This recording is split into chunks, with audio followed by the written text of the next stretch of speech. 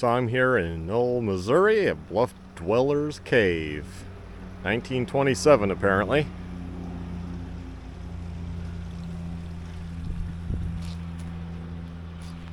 So you come in right over there, park. They have this nice picnic tables. It's like some heavy duty concrete picnic tables. Barbecue pit, I don't know if they let you. Doesn't look like it's been used. Really?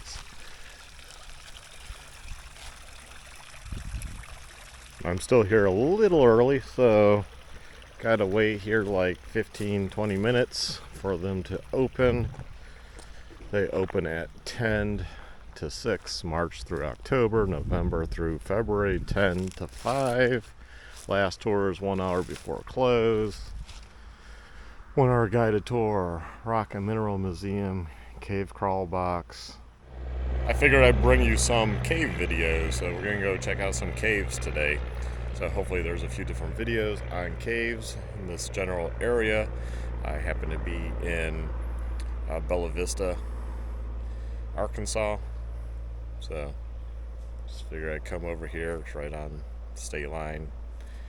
Drive was like 20 minutes or so. And yeah, we're going to be checking out some caves. It looks like they just opened the gate, so we will go in.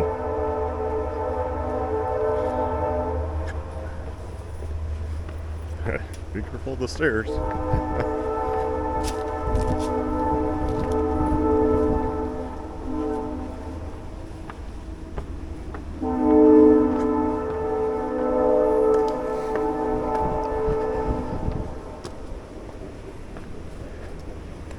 I'll go up and buy my ticket and then we'll come back.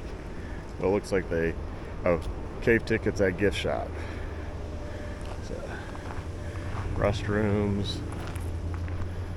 Yeah. So we got a gift shop over here. We got a museum in the back. Kind of go around the museum.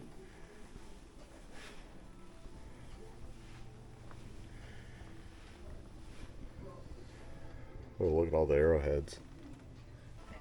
Wow. Yeah, these are pretty cool. So he said the same family owns the cave. It's under like 300 something acres. And it's been in the same family's possession ever since. Little video. Cool. Well, we'll make our way over to the cave entrance.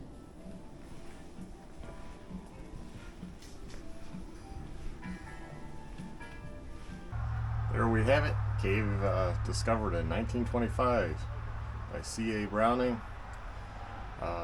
Gilmore, or B.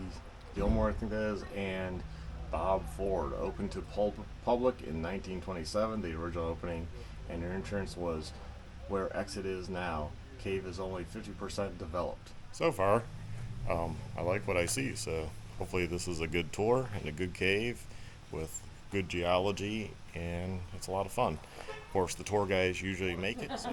Other rules will be no flash photography. You can take all the pictures of this cave that you want to. And this is what we care the most about. Please don't touch. The oils on our hands can kill things that grow in here. My name's Boone. I'm going to be your tour guide today. I'm going to open these doors. Before we step in, I'm going to check the floors for any wildlife like salamanders. This is the first tour of the day. We'll probably see something in there.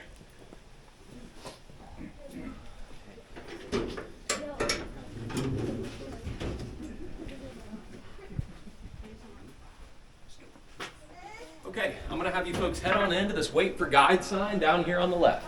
And if you want to stick to the left-hand side, it would really help me out today.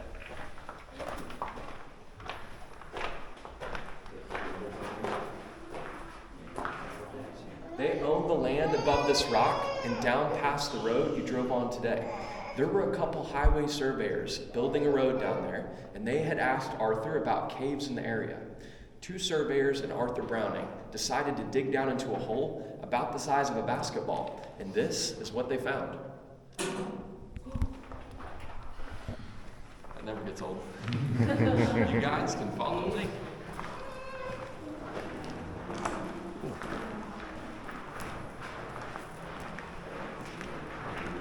So something that they found inside this cave when they were digging were these grinding stones over here on your left. These are from Native Americans. These are really old tools. They would use these to grind up food like corn and process it. These are 6,000 to 8,000 years old, which makes them real old. It also puts them in an archaic period from Native Americans so long ago, we don't know their name or their tribe. All right? Now I said don't touch anything, but you can touch this if you want to. It's the touch rug. Feel free to come on in. We can kind of move into this big room in here. You can touch this one. So we get your wrinkles out.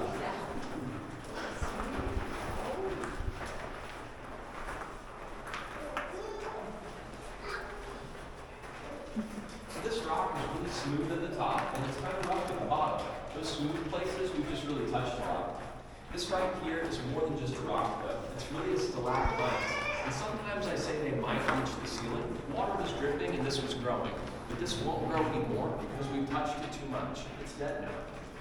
But what is growing is everything above you. There's a stalactite hanging tight to the ceiling, and water flows down to make it grow. We've also got some baby ones right here and right here. These are hollow, and they grow about 1 inch every 100 years. And if you see any lines in the wall, these are layers of dirt pressed together to make up this cave. A long time ago, we believed that Missouri was an ocean, and there were a lot of sea creatures here who passed away. Do you guys want to step out for a minute? Yes, she's. Okay, I'll open that door for you real quick. A lot of rains and floods started to seep down in from cracks in the rock, carving out everything you see. Hallways, pathways. This whole place was full of water at one time. If you look towards the doors, you can see a dome. This whole place is built like a circle. That's an indication of a whirlpool. There was a big spin of flood water happening in this room, leaving that circular shape that you see. Water, it's the most powerful force on Earth. There's some man-made stuff. It's our floors, the gravel and concrete. All the lights, these sconces, they're made out of concrete too, and stairs and rails. But the most real thing you're gonna see is the cave itself. You guys can follow me. Watch your step as you come up this little staircase today, okay? Sometimes people ask me, they say, is this a real cave? And I was like, yeah, it is. When you get to the top of the stairs, you'll see a formation on your left that we call the volcano, because it really looks like one. But this is really called dripstone. Water will drip and make this change and grow. Now it looks like I threw glitter all over it. It's really sparkly today. That's because it's super dry in here. If you were here in the springtime, all these pockets would be full of water, and it'd be much more wet than what you're seeing today. This changes a lot seasonally, and we have different wildlife depending on the seasons as well. Salamanders in the summer, bats in the winter.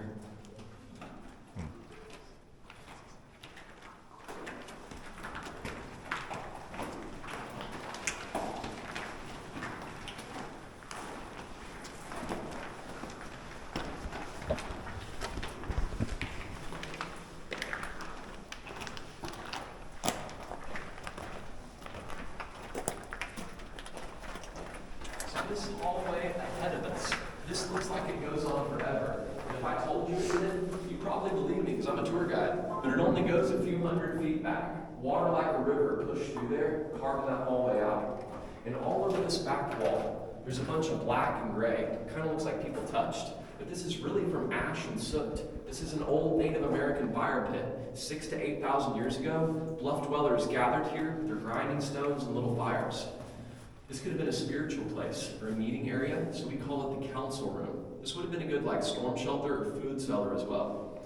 And we call them dwellers, like this is their house. These people were hunter-gatherers, constantly on the move. This wasn't like an Airbnb for Native Americans, but they were definitely in this room. What we think is that Native Americans didn't go a lot farther. There was a lot of mud and dirt down that hallway, and it gets really dark in here without any lights. This area of the cave they call a twilight zone. There's different zones in caves, a dark zone, light zone. This is the twilight, meaning there's a little bit of sunlight that stretches into this room when all the doors are open. Native Americans had a little bit of natural light in here, but they needed fires to really be able to see and move around. Watch your step as you come up. This next hallway, it's kind of squeezy. Watch your shoulders and hands through here. This is going to be the tightest part of the whole tour today.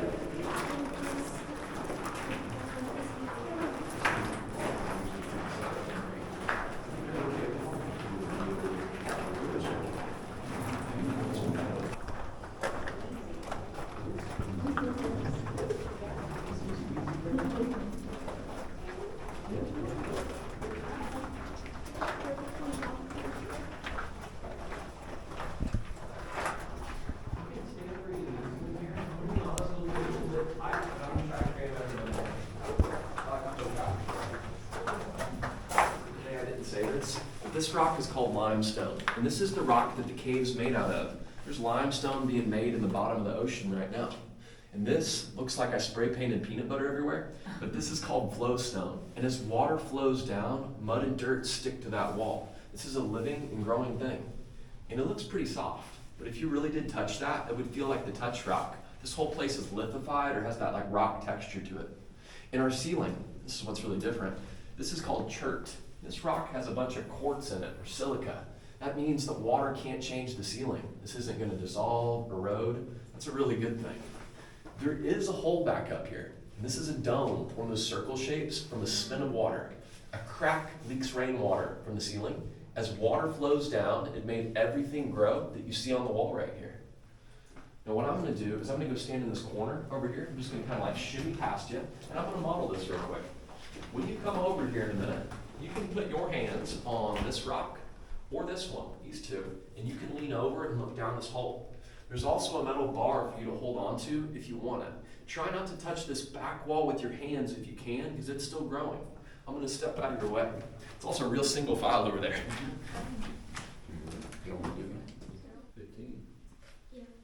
15. Okay.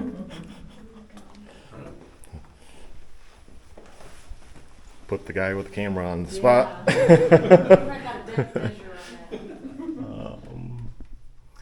Oh, that's 15. I would go with 15 too. Yeah.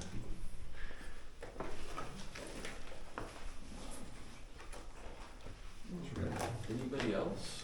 She didn't want to go. That's okay. It's totally fine. No requirements.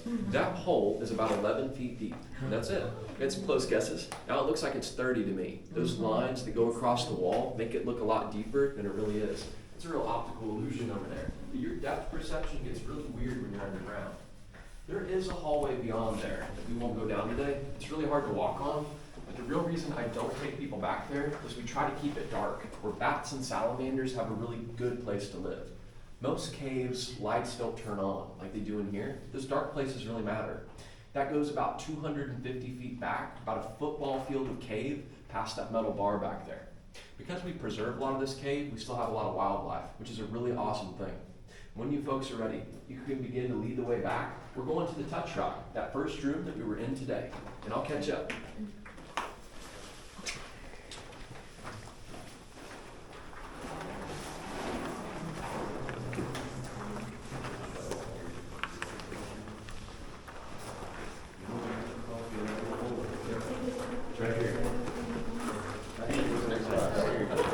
That hole over there, that's about the size of a basketball. That's similar to the size of hole they would have dug down into when they first found the cave. They would have wriggled through something like that. That would have not been me. Native Americans were here 6,000 to 8,000 years ago. And at some point there was a landslide, like a cave-in, and rocks fell over the cave. So when Arthur came in here, he was the first person in here since a Native American. This was the ultimate time capsule waiting to be found. I'm gonna take us to the duck pond. There is a duck down this hallway, so keep your eyes up. A cave duck.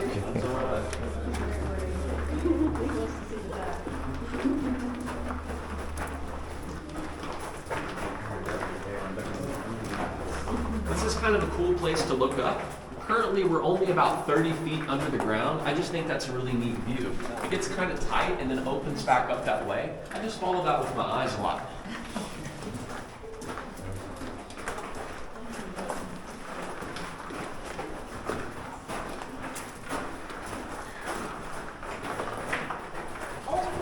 Up ahead is our duck pond, and we've got a cave duck in here. It's right there against the pond.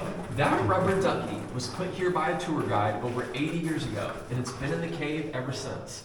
That thing is older than my grandma, and it's in awesome condition to still look that way. It almost looks new. There's some flowstone, just showing that water will flow down and it makes a little pond. There's just a couple inches of water in there.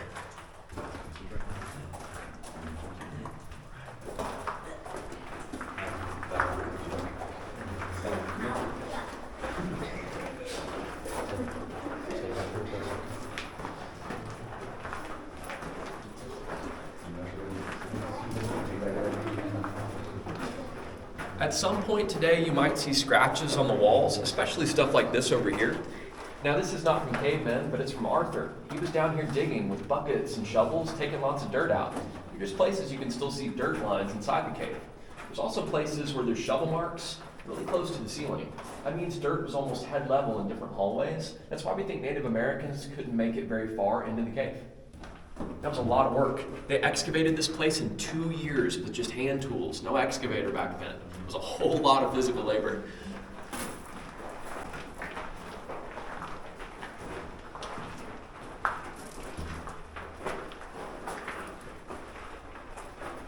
You're gonna see a hallway down here, and that's where all the bad people go. I'm just kidding. But it does lead out to the largest room of the cave, and our crystal lake is back there. I'm gonna take you here at the end of the day, at the very end of the tour. It's also about 56 degrees down here, and that's year round. It never changes. Best job in the world in the summertime. So,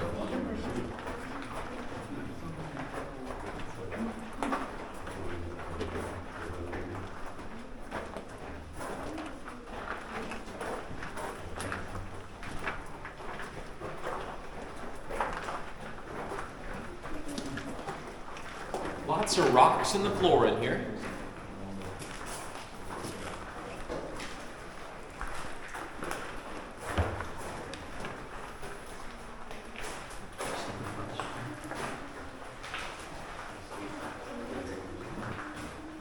You can stand where you need to in here.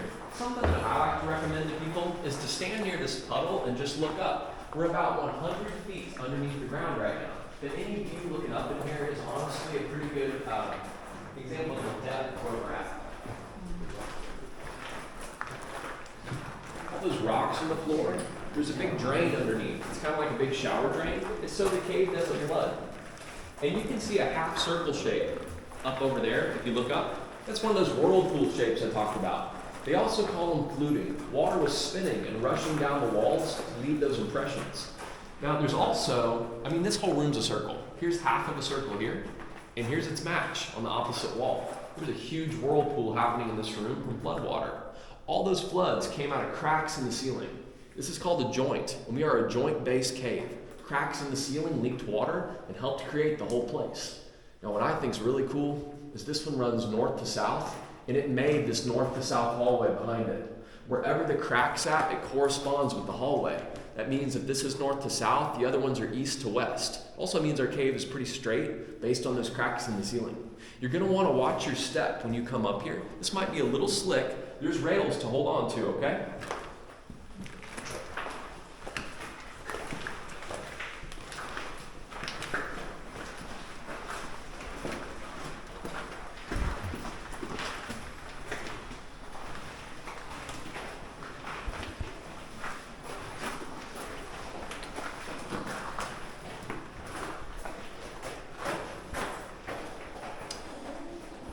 There will be a few times today you probably see some metal on the ceiling, and that's so you're not taking a shower. That's why they put it up there. This will block a lot of water in the spring, and you'll see a lot of those whirlpool fluted shapes all down this hall. If you get dripped on, they're cave kisses and they're good luck.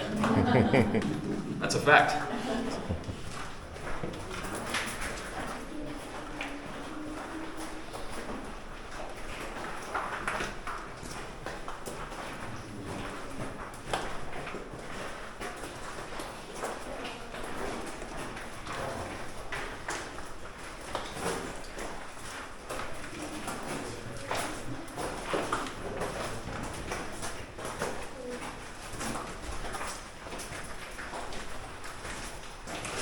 We can kind of like just scooch in here a little bit. Okay.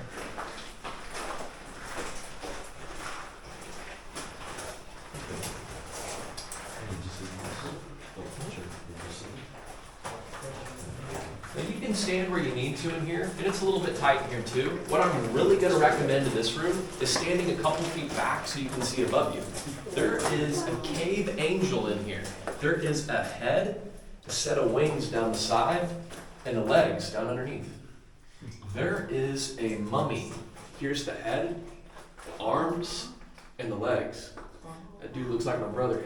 And there's a torch to light the way, and a little soda straw from above will drip, growing this formation. I call these soda straws just a baby stalactite, but they're hollow like a straw. There's also an alien, head, chest and stomach, and the legs. This one's my favorite. There is a fork above us. There's some prongs and a handle going up the wall. And if you had a fork, you have to have bacon. Here's some cave bacon over here. This stuff is really see-through. It's really pretty, very optical.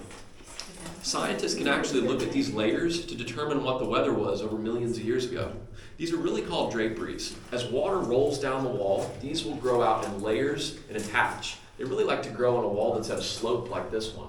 If you're wondering right now why stuff is growing in a cave, it's all minerals. Water will drip and minerals stick to surfaces and make everything grow. This is kind of a comparison. That stuff that builds up in your coffee pot, that hard water stuff, that calcium, it's a lot like what's going on here. Stuff in the water building up on the walls. Now we call these the musical chimes. I'm going to be real careful with these today. They had to train me on how to do this. This first sound is going to be a drum.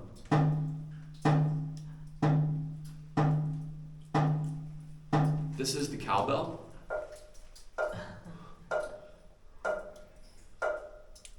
Here is the dinner bell. Come and get it.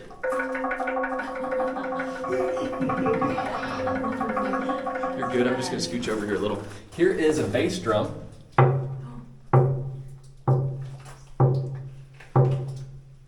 And these are my favorite. These are the bongo drums.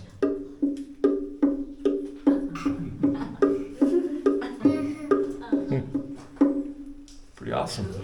There's also a secret one over here I don't usually show people, but I kind of like y'all, so I'll show it to you today.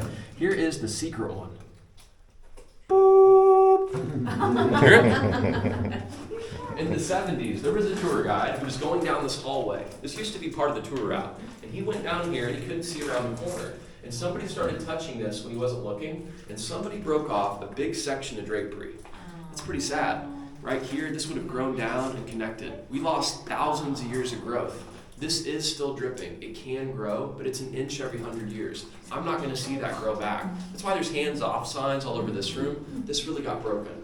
And what they did was they took the electricity out down this hallway. So we call this the abandoned passageway.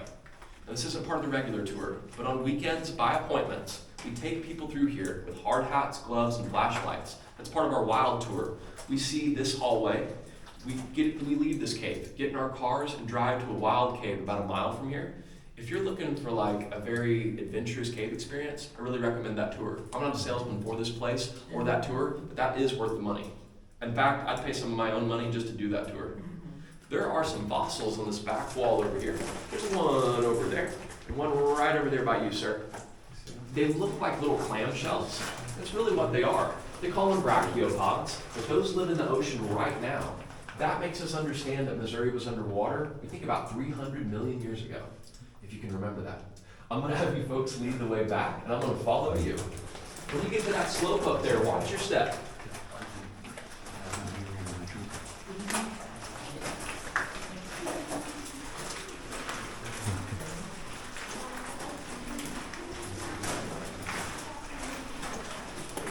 Well, I like to turn the lights off to show you how dark it gets. Is that something everybody'd like to try today? Okay. Now, there might be a little bit of light down this way. I think there'll be a tour starting soon. If you turn this way, you'll really get the darkness experience. And sir, I'm going to step right where you're at. If you want to just be here, great. Thank you. I just got to hit the switch. 3, 2, 1. Here we go.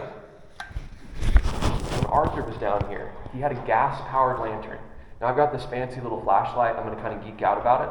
This is going to be a 10 lumen output setting. This is very similar to a lantern, something like that.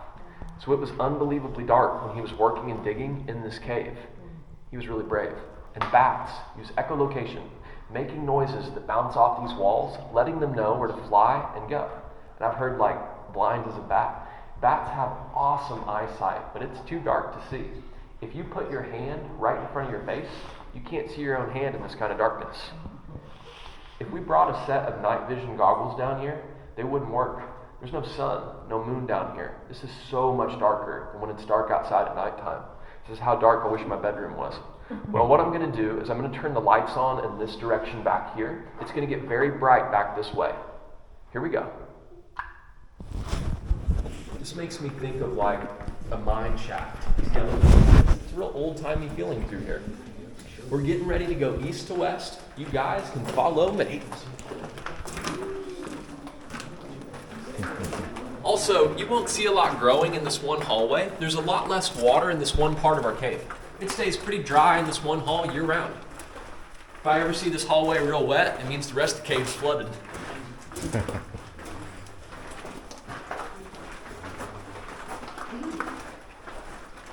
This was dug out also? Uh-huh. Okay. Yeah, this was a hallway that was really full of dirt at the time. I'll try to show you a dirt line a little later down here, kind of show you where the dirt was at.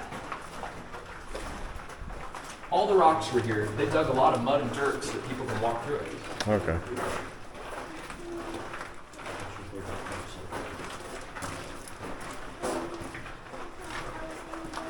And this is kind of for the older folks or people with older homes, but there is a set of a piece of knob and tube lighting right here.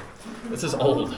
They used to have live wiring down here, and these wires get wet. If this was still live, it would be dangerous. So they used to take a wooden stick to turn the lights on and off right there, and in many other places in this cave. It's not hooked up, thank goodness, but that's the way that it was back then, before OSHA.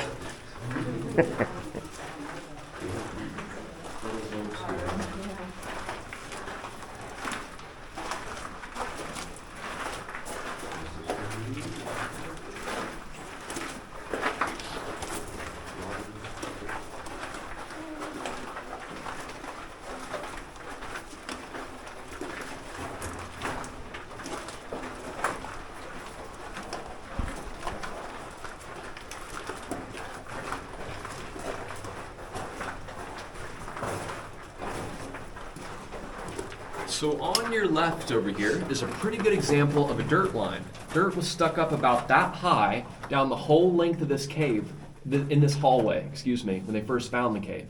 Arthur would have been belly crawling along these shelves with a gas-powered lantern.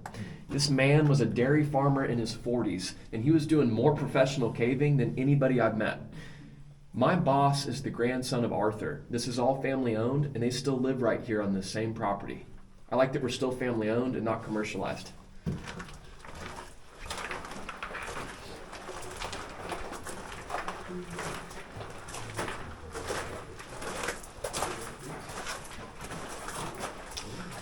Up ahead, we have this really big rock, and this is called the balance rock. Actually, the only thing holding this rock right now are a couple points. There's one here, and there's one over there. These 2 points of contact hold this thing up. Now, I know what you're thinking. It came off the ceiling, and it did, but it didn't really fall. You got to kind of picture the cave being full of water like a river through here. Water would have eroded this rock, and this would have drifted down real gentle to rest where it's at in the water. If this just fell, it would have broke down the middle or shattered. I'm saying that because this rock weighs 10 tons, 20,000 pounds of rock delicately floating on a couple points. Tour guides used to take one finger and they would stand at the edge of this rock and they would tip it. You could actually see it lift up and down. We had some high schoolers working here, unfortunately, and they started taking their whole hand to lift it. And when they did, this rock shifted a little bit. So it's something we don't demonstrate or touch any longer. As you come up right here, there's a big step up, and you're gonna have to duck right here. So please watch your head, okay? It's pretty low. You'll see me duck, but eventually you can stand up.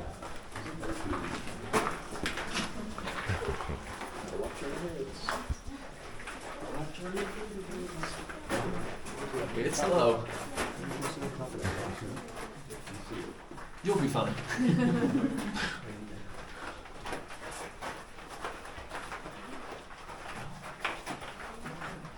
The top of this rock just really matches the ceiling. You can tell where it came from. One time somebody asked me how we brought this in here, and I was like, it didn't come through the front door. And on this back wall, we've got this shiny white material. This stuff is called calcite. This is the main mineral that makes the cave grow. As water drips through a fossiliferous rock over bones and shells, minerals come out and stick to walls and surfaces. Stalactites, stalagmites, they're all made from calcite. Those are all ite words. Now these soda straws grow about an inch every 100 years. This one's been growing a long time. And these too. There are some little bitty ones much closer to me, and they've been growing since the cave was found. This whole cave is essentially still living and growing, and that's pretty special. There's a hallway behind me that's really hard to see. Now Arthur would have came from that way when he found the cave, and he would have marched down through there and went through the hallway up ahead. And he was left very impressed. Later on, he would have climbed up and around this balanced rock, taken mud and dirt out, going the rest of the length of the cave. You can just see great big skiffs of dirt just left over back there. So we call this place Bluff Dwellers. This cave was all on a bluff. There used to be no dirt hill leading up to it. The dirt they pulled out of this cave, they used to build that hill that you walked up to get to this cave today. That's how much dirt was in here. There's tons of dirt. Now what I'm going to do is I'm going to get in front of us. You're fine wherever you're at. I'm just going to try to scooch around you, okay? And as we come through here, this is the place you're going to want to watch your head and shoulders. This is pretty tight up top. If this makes you uncomfortable, you can walk sideways if you need to, okay? There's no shame in that. Back that move a lot. Just wondering who steps Just saying hey. Say hey, Bubba.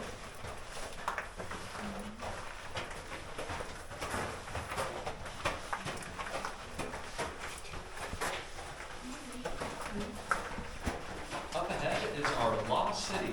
Now I should preface this. If you're in the back of this line today, you're going to feel like you're missing out.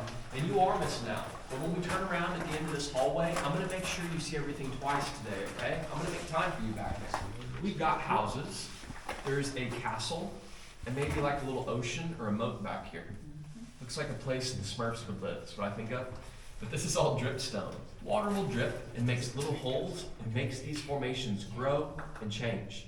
As you come through here, this is an awesome place to look up. There are stalactites and draperies all over the ceiling above you.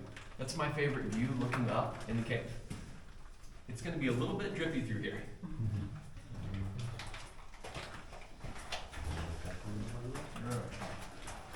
Yeah, he's gonna have to. You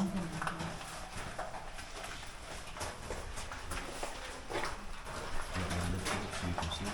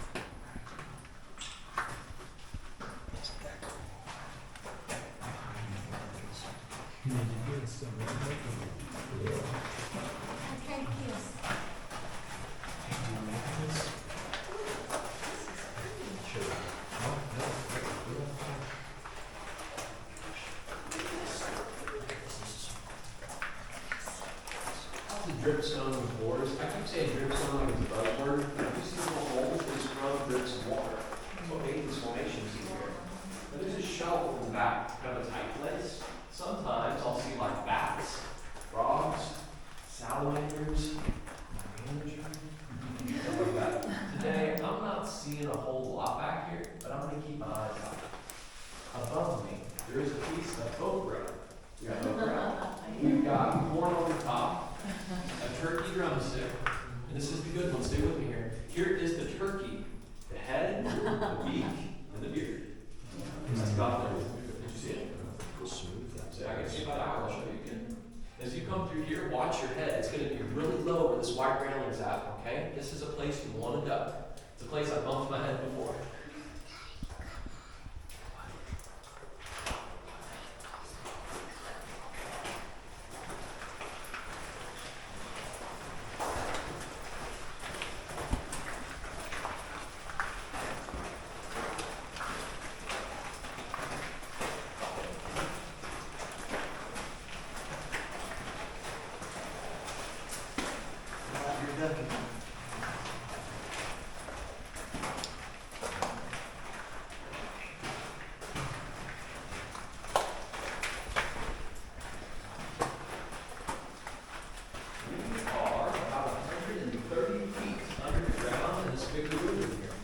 They call this the Utah room. This whole cave kind of looks like you're out west in the desert area. I call it the Utah room because dang, we're in Utah. You're going to see a bunch of just soda straws on the ceiling. They kind of sparkle at the tips. Little water droplets hang off the ends of them as they continue to grow. As we pass through here today, this floor will be bumpy, so be careful. And there's kind of a tight spot in this wall. Here we go.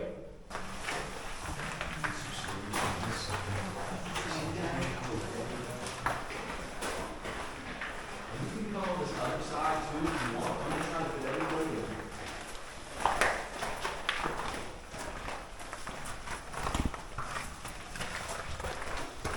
I said bumpy stuff on the floor. These are really just little stalagmites. We call them the potatoes to go with the food theme down here. We kind of look that way. Now I'm going to put my flashlight on this one closest to me. This won't really harm it. It's not really the oil from my hands, but it glows.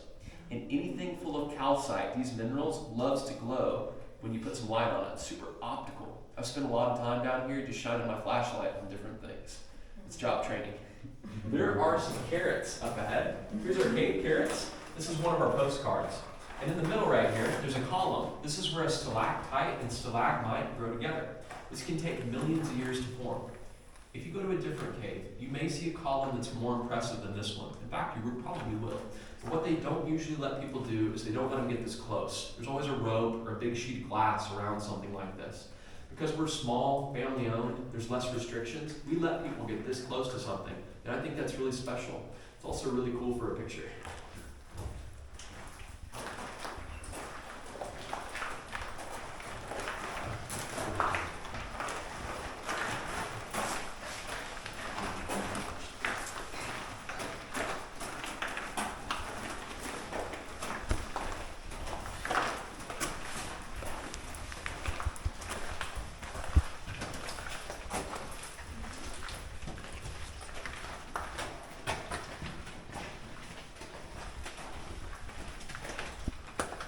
There's a bat in here today. It's been here for a couple days. It's still sleeping. I'm going to shine some light on its backside so I don't wake it up.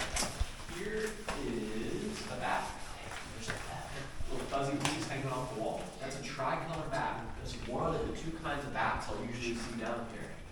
This is a really good sized tricolor bat. Generally they're real small. Females tend to be ziggured, which makes me think that this one is likely a female.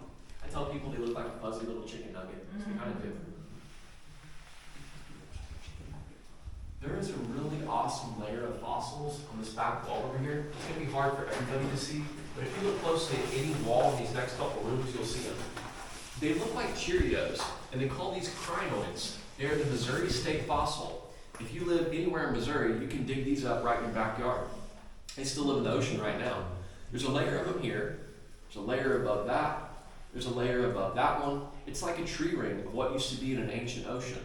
When the dinosaurs passed away, there were a lot of asteroids wiping out ocean life in groups. And that's what's going on as it goes up the walls.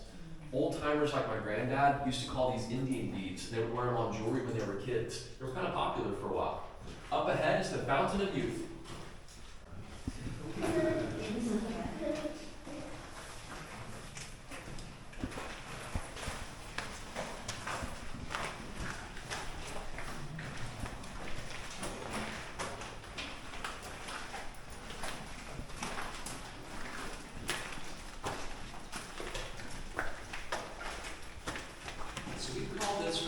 Fountain of Youth. And there's a tiny little waterfall from above. That's not dripping a lot right now because we're really in a drought. But this is the start of the water for the whole cave. It starts to drip and it drains out in this floor all the way into the lake. They call it the genesis, or the beginning of the water flow in the cave.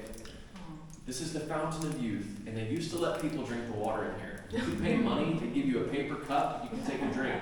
Now I wouldn't, that black stuff on the ceiling, that'd make me not drink the water. That's called manganese oxide. It's kind of similar to a bacteria. This is something you wouldn't want to drink from. Honestly, all caves contain a lot of bacteria. I wouldn't drink the water from any cave. But I will say that it looks very clean. The end of the cave is back there. That's just the end of the tour route. No more hallways or paths. You will see some big rimstone dams in the water in here, bigger than ones we've seen before. Sometimes cavers will call these lily pads to make these neat little circle shapes in the water. Also, we're over 150 feet down. This is the deepest room in the whole cave. It's also the farthest point back. There's a bit of an echo in here. I'm going to see if I can show you.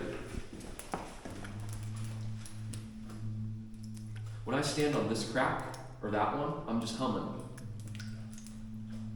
You can give it a try if you want to. It likes tall people. That was great.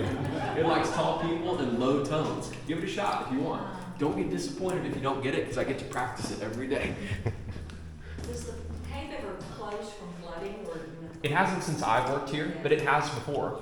This spring, this room was ankle deep. Wow. Yeah, I took a group of people through them, and I told them, like, your shoes are going to get wet. They're just sloshing around in here. I was like, I'm not walking in there, but you can. That's my favorite time to be in here. Waterfalls all over the place. All right. Switch, you're good. Sorry. All right. Hey, good job leading the way. You all can follow me. I've had adults try to get lost with me.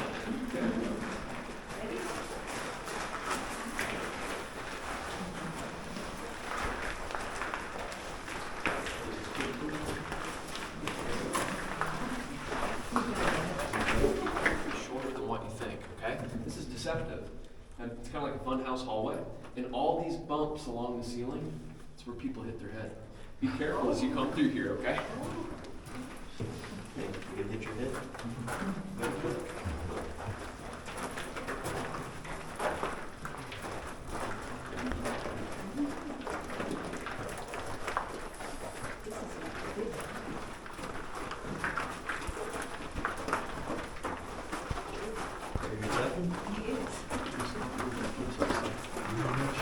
Would one of you folks lightly tap that black button on that box right there for me?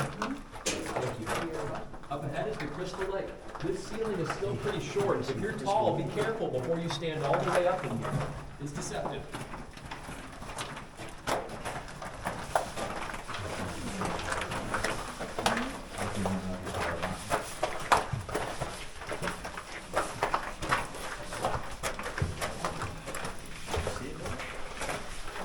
Up ahead is our Crystal Lake.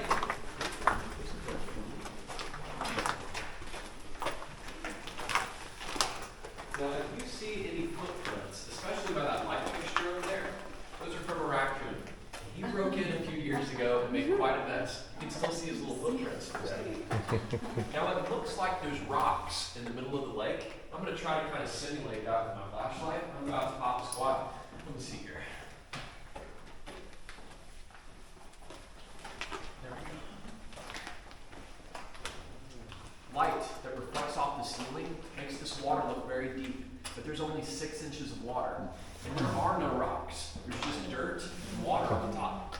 There's a frog right here. Let me use my other light. This is really bright one. That is a pickerel frog right there in the water.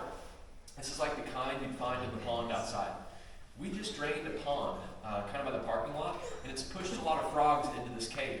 It makes me curious about what it's going to do to the ecosystem down here.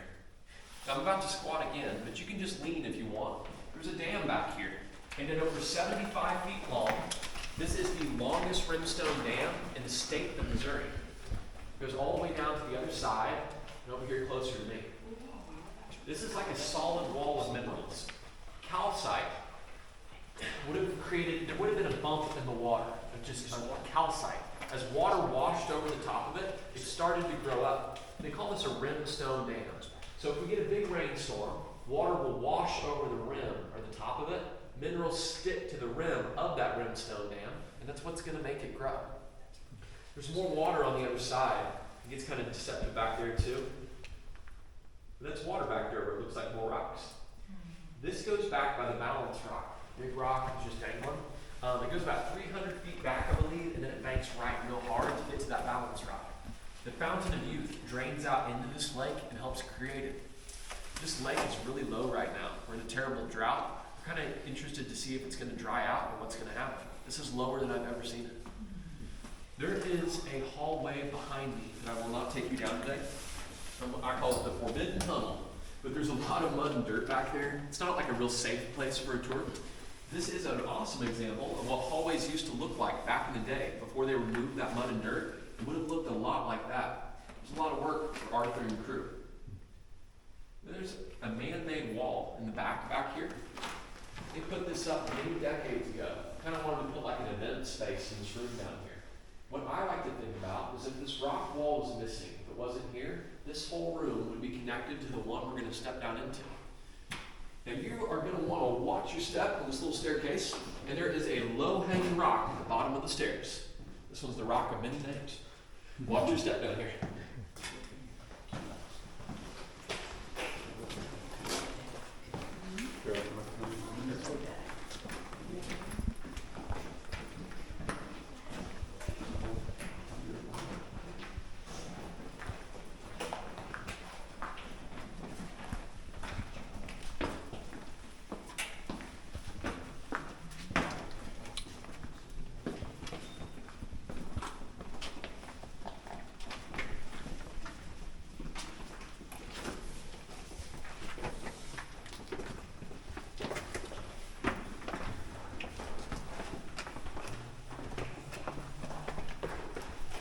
System on the right over here. This one's natural, it's not man-made. Water had to have somewhere to go and carved out this path of the floor. Fountain of Youth drains out into the lake. The lake drains out all the way to the pond. One you probably parked by earlier today. They've excavated it and it's just sealed it recently. So it's starting to slowly fill back up with water. It's going to take a while to continue to be in a drought. And this is man-made over here, this pillar. They put this up during the Cold War with the Cuban Missile Crisis, and they made this a fallout shelter. There's a sign behind me. They thought this place might be safe as a bomb shelter, and they thought that this might help prop up the ceiling during the events of a nuclear war. This is hollow, for all that I know, but it made people feel safe. In the same manner that they used to have children hide under desks. Same concept here. It made people feel safe. But what makes me feel good every day is where I see calcite minerals growing from cracks in the ceiling. That means cracks and gaps are growing together and becoming stronger. That's a beautiful thing. And in all seriousness, this is not a great fallout shelter. There's a lot of water that comes in from the outside and be contaminated really quick. And all these gaps and doors back here would say otherwise as well. This would be an awesome tornado shelter. That's what Native Americans could have used this place for. And on this back wall over here, they found arrowheads, spear points, grinding stones. Many of the Native American artifacts were found along this back wall. As Arthur was digging, he entered this room first and found the artifacts. As he did, he found the skeletal remains of a Native American nearly right outside this door, covered off in dirt and debris. This person was somebody who existed 6,000 to 8,000 years ago. Their skull shape was more flat than our own from being so long ago. When scientists and archaeologists started to discover these Native Americans near caves with this flatter skull shape, they called them flat-headed Indians. And they assumed that because their head was flat, they were uneducated, they didn't know anything, they were cavemen. They actually thought they were the ancestors of Ozark hillbillies. And really, these people wore leather shoes. They had trade routes on the river. They had storm shelters, food cellars. They probably had a lot in common with us, to tell you the truth. I'm going to check these back walls over here for any critters before we head out. There is a cricket along the ceiling up here. It's just a cave cricket. It'd be a good snack for a salamander. It's a good size one. One more. Let me check over here about the drain system too. Some crickets over there. Not much. All right, this is going to be the worst part of the tour. It's the exit. You all can follow me.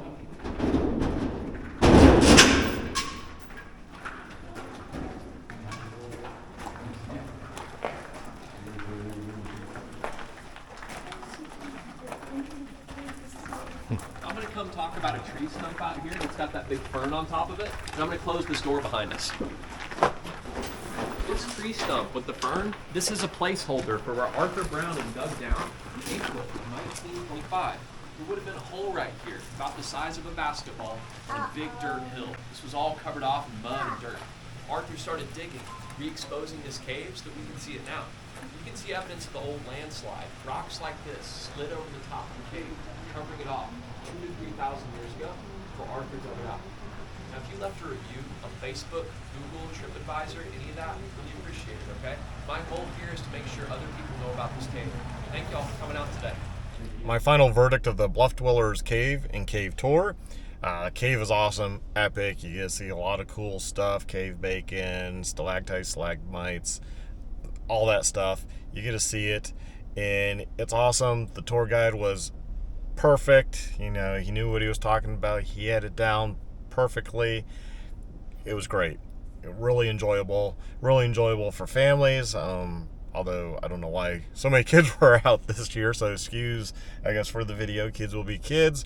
Not my kids. I was just here alone, so you know, there is that. But it is perfect for kids and older people. It's not many stairs or steps or this or that. You pretty much can walk right in, other than they can't have wheelchairs, and if you are really having trouble walking, you shouldn't do any cave tour, obviously.